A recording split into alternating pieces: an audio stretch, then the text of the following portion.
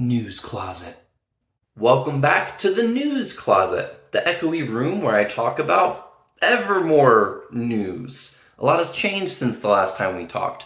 Springfest is now over, and the final night of Springfest ended things off with a big bang finale.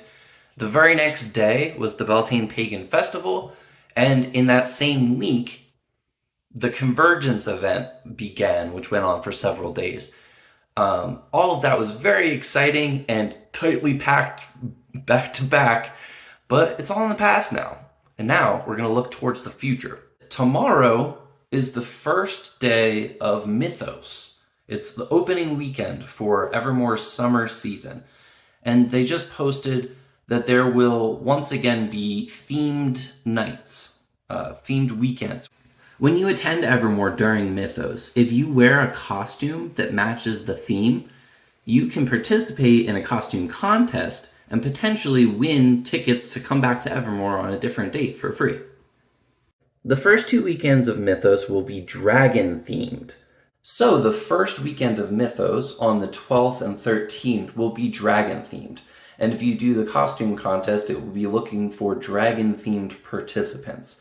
The following weekend, we'll also have a dragon-themed costume contest on the one night that Mythos is open, on Saturday.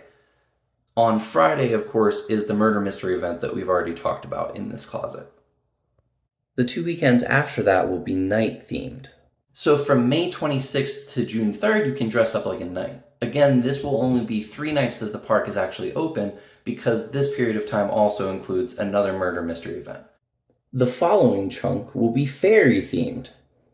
They will be looking for folks in fairy costume from June 9th to June 17th, which is the first time that there will be 4 full Mythos nights in that chunk. The Evermore Park Instagram has confirmed that the fairies will be coming back for their second summer as a fully fledged official guild, but the description mentions that both the Seelie and Unseelie will be enjoying the Lantern Festival activities.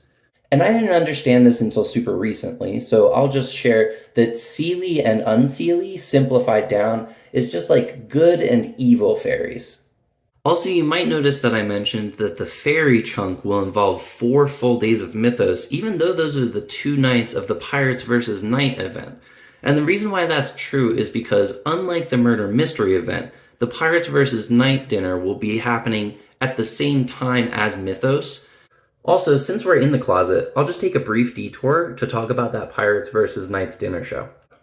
The price is $64 for an adult dinner or $49 for a smaller junior portion, and when you buy your tickets, you have to select Knight or Pirate.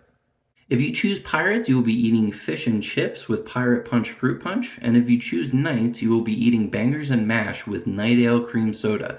Either way, you will also get a yummy dessert.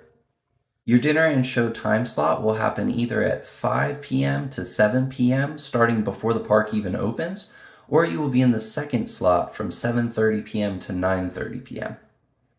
In this comedy adventure show, you will meet and interact with the characters. And whenever it's not your time slot, this includes admission to the park for normal Mythos.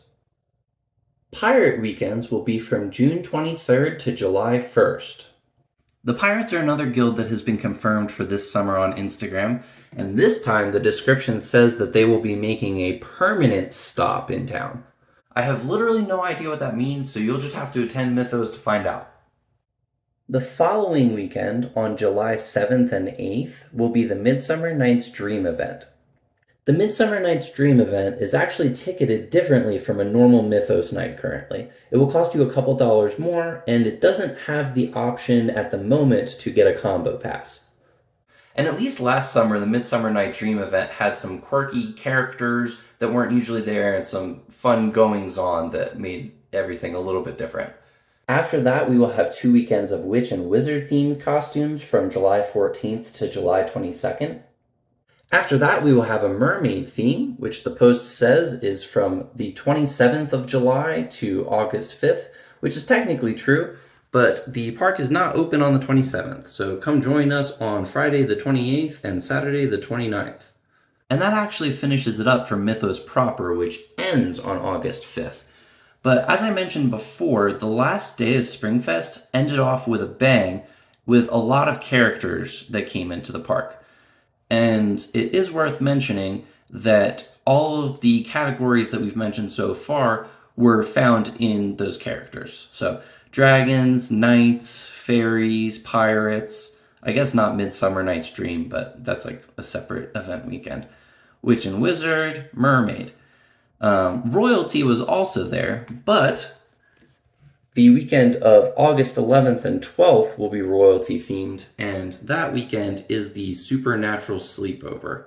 The last category is an Oktoberfest theme for the 4 weekends, which they will be holding Oktoberfest.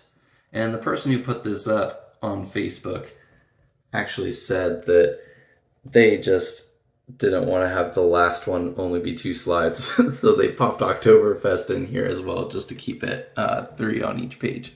So there are a bunch of themed weekends for you to look forward to. Believe it or not, Mythos begins tomorrow. This is opening weekend of Mythos, which is extremely exciting. But the entire season of Mythos is going to have a lot of cool little extra things added in there for us to look forward to. We've talked about the Ripper's Cove murder mystery on the 19th and 26th of May in other videos. Tickets are still available for that if you want to get in on that action. As I've already doxed myself in this channel, I'm going to have to miss both of those because I'm going to be out of state. There is the Pirates vs. Knights dinner show on the 9th and 16th of June. The Midsummer Night's Dream event on the 7th and 8th of July. And immediately after the Mythos portal closes, we kick off the fall with the Supernatural Sleepover in August.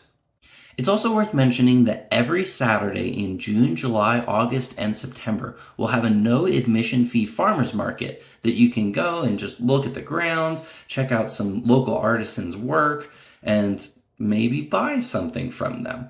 Because that's the only way you're going to spend money at these, because you can walk into the grounds on those Saturday mornings for free. Anyway, thanks for joining us again in the news closet. Nobody's sneaking in this time because it's 3 in the morning. Have a good night.